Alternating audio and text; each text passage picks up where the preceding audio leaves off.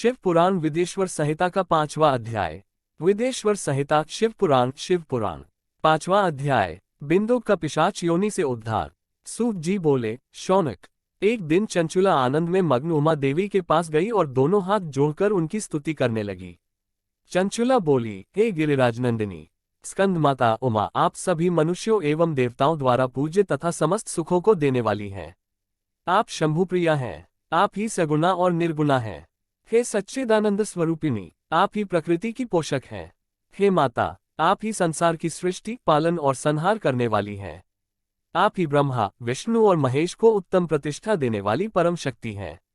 सूत जी कहते हैं, शौनक, सद्गति प्राप्त चंचुला इस प्रकार देवी की स्तुति कर शांत हो गई। उसकी आंखों में प्रेम के आंसू उमड़ आए। तब शंकर प्रिया भक्तवत्सला उमा देवी ने बड़े प्रेम से चंचुला को चुप कराते हुए कहा, सखी चंचुला, मैं तुम्हारी स्तुति से प्रसन्न हूँ। बोलो, क्या वर मांगती हो? चंचुला बोली, हे गिरिराज कुमारी, मेरे पति बिंदुग इस समय कहाँ हैं? उनकी मृत्यु कैसी हुई है? मुझे बताए और कुछ उपाय कीजिए ताकि हम फिर से मिल सकें। हे महादेवी, मेरे पति एक शूद्र जाति वेश्या के प्रति आसक्त थे और पाप में ही डूबे रहते थे। गिरिजा बोली, बेटी, तुम्हारा पति बिंदुक बड़ा पापी था। उसका अंत बड़ा भयानक हुआ।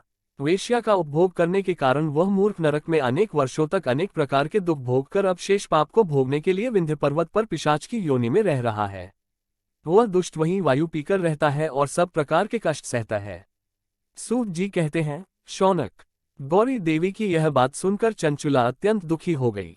फिर मन को किसी तरह स्थिर करती हुई दुखी हृदय से मां गौरी से उसने एक बार फिर पूछा, हे महादेवी, मुझ पर कृपा कीजिए और मेरे पापी पति का अब उद्धार कर दीजिए। कृपा करके मुझे वह उपाय बताइए जिससे मेरे पति को उत्तम गति प्राप्त हो सके। गौरी देवी ने कहा, यदि तुम्हारा पति बिंदुक शिव पुराण की पुण्यमयी उत्तम कथा सुने तो वह इस दुर्गति को पार करके उत्तम गति का भागी हो सकता है।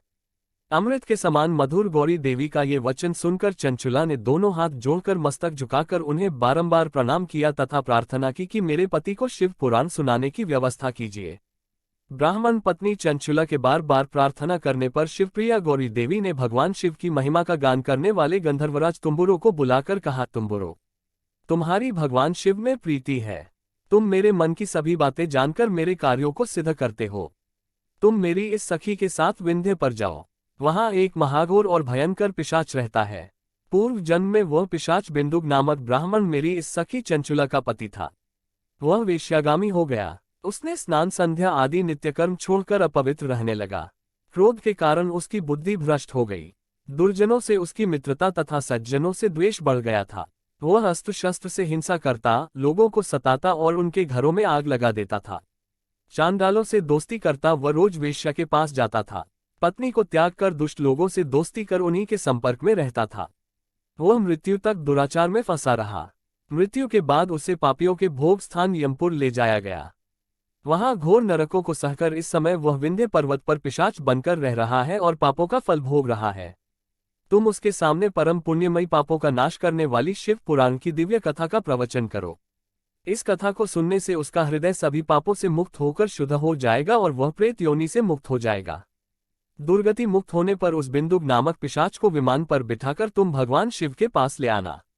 सूत जी कहते हैं, शौनक, मां उमा का आदेश पाकर गंधर्वराज तुम्बुरो प्रसन्नतापूर्वक अपने भाग्य की सराहना करते हुए चंचुला को साथ लेकर विमान से पिशाच के निवास स्थान विंध्य पर्वत गया। वहां पहुंचकर उसने उस विकराल आकृति वाले पिशाच को देखा। उसका शरीर विशाल था, उसकी ठोड़ी बड़ी थी। वह कभी हंसता, कभी रोता और कभी उछलता था। महाबली तुम्बुरो ने बिंदुक नामक पिशाच को पाशों से बांध लिया। उसके पश्चात तुम्बुरो ने शिव पुराण की कथा बांचने के लिए स्थान तलाशकर मंडप की रचना की। शीघ्र ही इस बात का पता लोगों को चल गया कि एक पिशाच के उद्धार हेतु देवी पार्वती की आज्ञा से तुम्बुरो शिव पुराण की अमृत कथा सुनाने विंध्य पर्वत पर आया है। उस कथा को सुनने के लोभ से बहुत से देवर्षि वहां पहुंच गए। सभी को आदरपूर्वक स्थान दिया गया।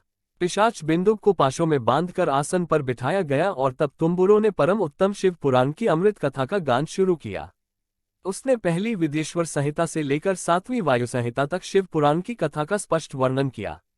सातों संहिताओं सहित शिव पुराण को सुनकर सभी श्रोता कृतार्थ हो गए। परम पुण्यमय शिव पुराण को सुनकर पिशाच सभी पापों से मुक्त हो गया और उसने पिशाच शरीर का त्याग कर दिया। शीघ्र ही उसका रूप दिव्य हो गया। उसका शरीर गौर वर्ण का हो गया। शरीर पर श्वेत वस्त्र एवं पुरुषों के आभूषण आ गए। इस प्रकार दिव्य देहधारी होकर बिंदुक अपनी पत्नी चंचुला के साथ स्वयं भी भगवान शिव का गुणगान करने लगा। उसे इस दिव्य रूप में देखकर सभी को बहुत आश्चर्य हुआ। उसका मन परम आनंद से परिपूर्ण हो गया। सभी भगवान महेश्वर के अद्भुत चरित्र को सुनकर कृतार्थ हो उनका यशोगान करते हुए अपने अपने धाम को चले गए। बिंदुक अपनी पत्नी चंचुला के साथ विमान में बैठकर शिवपुरी की ओर चल दिया। महेश्वर के गुणों का गान करता हुआ बिंदुक अपनी पत्नी चंचुला व तुम्बुरों के साथ शीघ्र ही शिवधाम पहुंच गया।